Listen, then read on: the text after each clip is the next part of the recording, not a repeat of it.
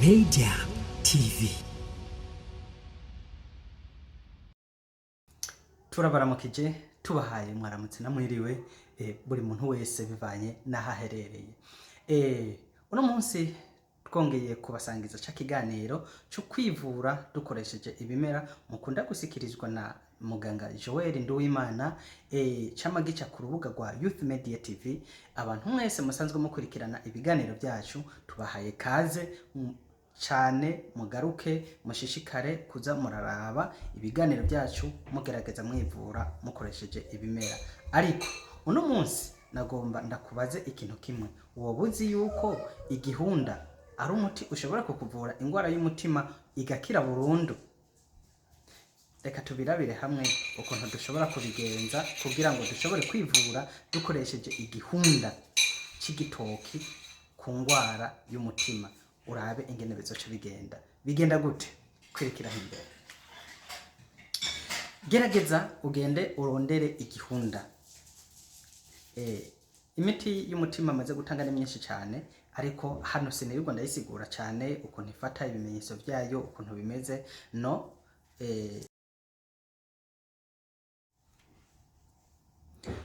Maze gutanga ibiganiro byinshi cyane bijanye n'indwara y'umutima, ariyo ndwara y'ivumbuka ry'umurindi w'amaraso. Ariko uno munsi nashaka ndagushikirize umuti ukuntu ushobora kubigenza. Hanyuma fata ibihunda byawe bigwiriye cyane gose, hanyuma ubifate ubishire mu isafuriya ubiteke iminota 15 canke 20, wasizemo ilitiro 5 z'amazi.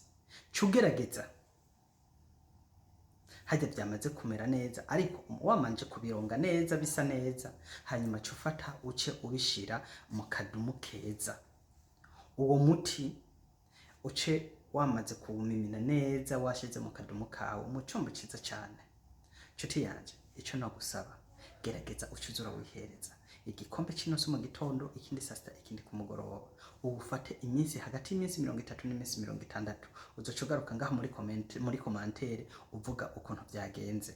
Hanyuma rero ku bantu basanzwe badakurikirana ibiganiro badafise ama YouTube canke ama telefone manini, tuzogerageza tuze turabandikira mu magroupe, muri groupe, kugira ngo dushishikare kubashikiriza ibiganiro bimeze neza cyane.